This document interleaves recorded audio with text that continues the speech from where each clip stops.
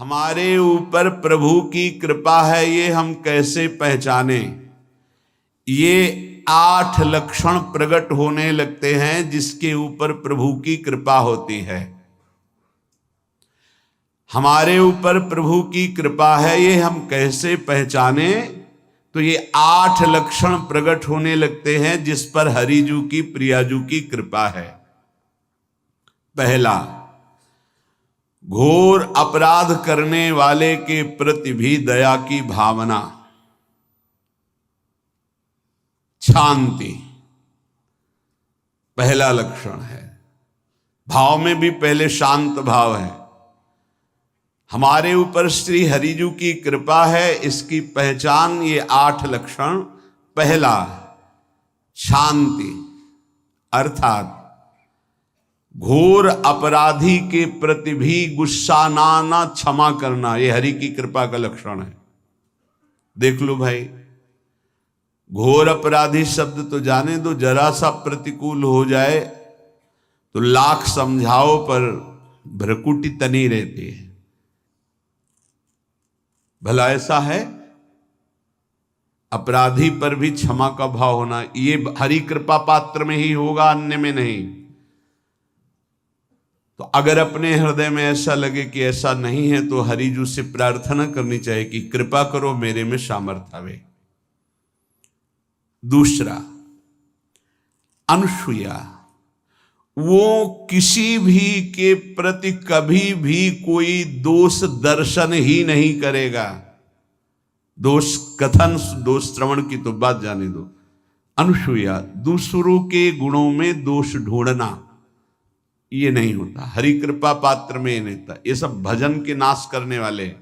जैसे पहला अपराधी पर क्रोध कर देना, तो माया ने भेजा इसीलिए था कि तुम्हारे साथ व्यवहार ऐसा करे कि तुम क्रोध करो। क्रोध करोगे तुम्हारी ऊर्जा शक्ति नष्ट हो जाएगी, अध्यात्म में जो चलने की थी। और कहीं तुमने संकल्प कर लिया तो भजन शक्ति नष्ट हो जाएगी। तो अगर भजन बल है तो गया, जरूर उसको दंड मिलेगा, पक्का मिलेगा, 100% मिलेगा, लेकिन आप खाली हो गए।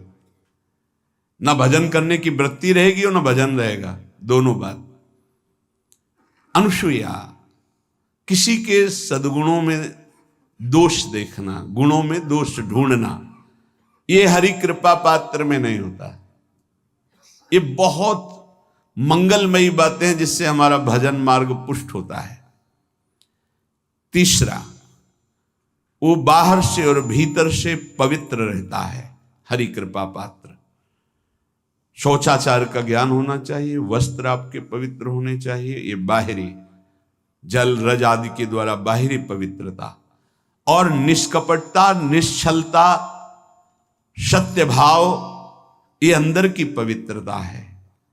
अगर कपट है, छल है, असत्य है तो हृदय मलिन रहता है।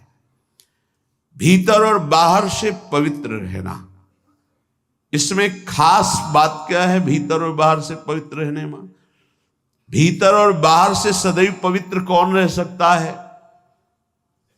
तो बोले जो पुंडरीकाक्ष भगवान श्री हरि का, प्रियाजू का स्मरण करता रहता है, वो शवायाभ्यंतर शुचि, वो बाह्य और अभ्यंतर दोनों से पावन रहता है। तीसरी जो कृपा का लक्षण है, अर्थात वो सदैव भगवत चिंतन परायण, शौचाचार का पालन करने वाला, बाहर और भीतर से हरि कृपा पात्र पवित्र रहता है। चौथा, ऐसे कार्यों का अनुष्ठान न करे जिनमें हमारा भजन छूटता है, जिनमें सत्य छूटता है, जिनमें भगवत भाव छूटता है। जैसे आपके ऊपर कृपा हुई, आप भगवत मार्ग में चल रहे हैं, अब आप ऐसे संसारिक कार्यों का अनुष्ठान कर रहे हैं जिनमें आपकी चित्तवृत्ति बिल्कुल भगवत विमुख हो रही, तो जीवन का लाभ क्या होगा? लाभ तो है भगवत स्मरण सहित। जैसे कल एक ने प्रश्न किया कि मैं खाता तो नहीं हूं लेकिन मांस की दुकान में मांस बेचता हूं, होटल आदमी, क्या उचित है? ये उचित कैसे हो सकता है? तुम और भी तो व्यापार कर सकते हो। जरूरी है धर्म का पालन करने की इच्छा करते हो, धर्म आचरण करते हो, ऐसा नहीं। तो विरत बहुकर्मा, उन कर्मों से हमें विरत रहना है जो हमारे धर्म के विरुद्ध है, जो भजन के विरुद्ध है। हरि कृपा पात्र ऐसे कर्मों का अनुष्ठान कर ही नहीं सकता। अपने भजन का फल देखना भगवत कृपा पात्र के, सबको प्रदान कर देना। हिम्मत है? अपने भजन, इतनी मेहनत से किया हुआ भजन, भजन होने के बाद हे प्रभु इस भजन का फल हो, सर्वे भवन्तु सुखिना सर्वे सन्तु निरामयः। यहां तो कहते महाराज एक माला रोज आपके लिए करता हूं कि आपकी बीमारी ठीक रहे, तो शेष किसके लिए करते हो प्रभु? शेष क्या? अगर इष्ट और गुरु के लिए तुम्हारा है कि एक माला करते तो फिर इतनी माला करते तो हमें क्या होगा? सब आपको दे देंगे तो हमें क्या होगा? तभी भजन का रहस्य नहीं जाना। छठवां, अपने भजन से अपने लिए कुछ भी ना चाहना, और दूसरों की तो बात जाने दो, दूसरों से कुछ ना चाहना ये तो ठीक है, अपने भजन से अपने लिए कुछ ना चाहना है हिम्मत। देखो ये हरि कृपा पात्र में हिम्मत होती है। अपना भजन अपने प्रयोग में ना लाना, इसका भी आंतरिक रहस्य है। अपने प्रयोग में आप शरीर को लेकर के बोलेंगे, अगर स्वरूप को लेकर तो प्रयोग की कोई वहां जरूरत ही नहीं, स्वरूप पूर्ण काम है, वहां कोई अभाव नहीं।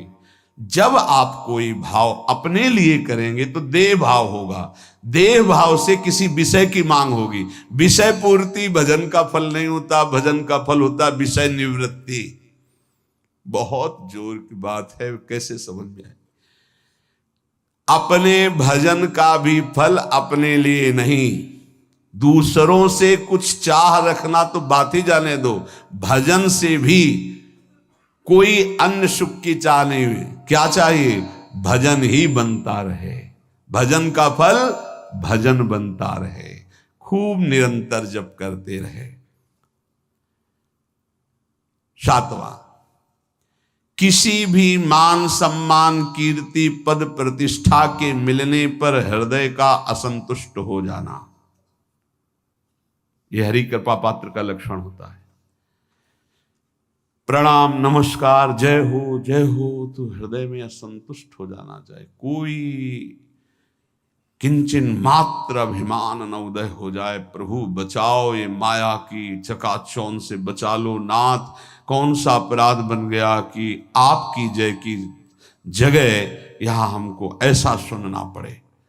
मान प्रतिष्ठा कीर्ति जिसके लिए बड़े बड़े लालायित रहते, हरि कृपा पात्र को विष की तरह चुभती है। और आठवां,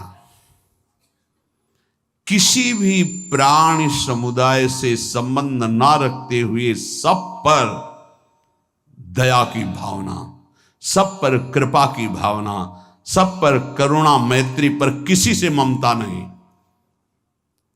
ये सूत्र बहुत व्यवहार में प्रयोग करने योग्य है। सबसे करुणा और मैत्री, पर किसी से ममता नहीं। करुणा तो करी भरत जी ने, मैत्री भी की मृग से, पर ममता रहित नहीं रहे। ममता कर ली तो अगला जन्म हिरण का हो गया। ममता नहीं रखनी। निर्ममो निरहंकारा, करुणा मैत्री तो करनी है, जैसे इसमें आदेश है, गीता में जी आदेश है, अद्वेष्टा सर्वभूतान मैत्र करुण एवच, पर निर्ममो निरहंकारा, ये साधक की चतुरता है। प्राण मात्र पर दया कृपा करुणा मैत्री, पर ममता नहीं। ममता किसी से, और यहां करुणा मैत्री ये तो गायब हो गई, केवल ममता रह गई है। अपने शरीर से ममता, शरीर संबंधियों से ममता, विषय भोगों से ममता, यही जहर है। संबंध में ये ममता ही जहर है, विचारों में अहंकार जहर है, कर्मों में ये आसक्ति जहर है। इसी जहर को मिटा दे तो जीवन मुक्त महापुरुष कर्म करते हुए, विषय सेवन करते हुए, वार्ता करते हुए, विचार करते हुए, बिल्कुल जहर रहित उसका जीवन हो गया। तो ये 8 बातें हरि कृपा पात्र में होती हैं, इनको बार बार सुनना और हृदय में धारण करना।